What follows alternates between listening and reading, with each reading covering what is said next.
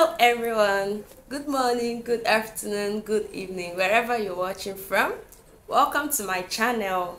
On today's episode, I'll be teaching you guys on the topic Igbo orthography, Igbo alphabet, that is mkpụrụ abidi Igbo or mkpụrụ edemede Igbo. Before I proceed, I would like to give you a brief story about the Igbo alphabet. Okay, just as it is written in history, the first man that brought in the Igbo alphabet is known as Samuel Ajayi Crowther in the year 1881, seconded by Simeon Jones in the year 1883, and the rest. Before the invention of the Igbo alphabet, the Igbos made use of Ihe Serese Nsibidi, or you can as well call them Ihe Serese Nsiribiri. This Ihe Serese Nsibidi was gotten from the neighboring village, that's from the Ekoi, from people of Ekoi.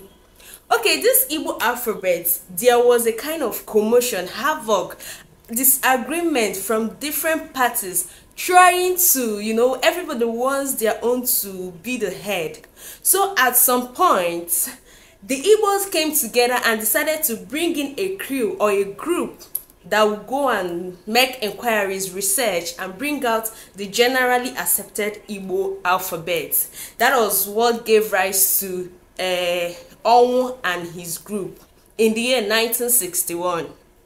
They were asked to go in and make research. They made their research and they came up with the alphabet we are using currently. That is why it is being called Mkpụrụ Abidi nke Onwu 1961, because from his findings he brought in 36 Igbo alphabets. Igbo orthography, they are 36 in numbers, and they generally divided it into two, that is the vowels and the consonants. Udume na Mgbochume.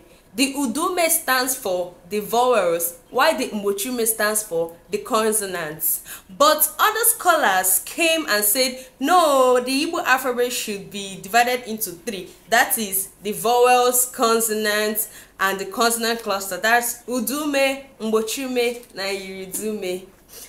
Okay, Onwu and his crew, they divided this alphabet into two, and in the Udume, that's the vowels, they went ahead to divide it into two again. That is the Udamfe and the Udaro.